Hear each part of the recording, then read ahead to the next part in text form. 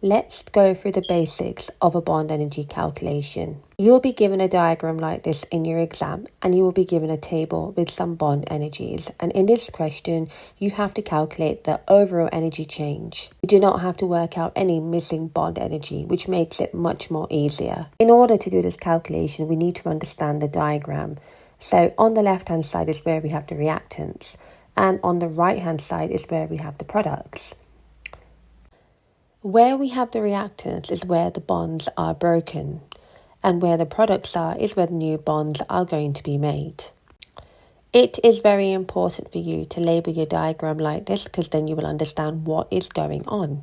So when you work out the total energy change, it is going to be bond breaking, take away bond making. Once you've been able to do that on your diagram, now we're going to start with the calculation on the reactant side.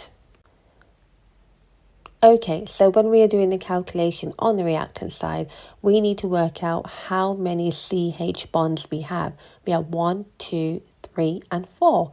So we do 4 multiplied by the bond energy for a CH, and that's going to be 413, which is why I'm going to write down 4 multiplied by 413.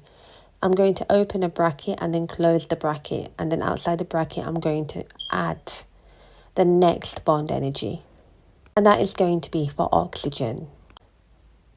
Now when we look at oxygen, we only got one double bond. Then you multiply that one double bond by 2, and that's going to give you 2.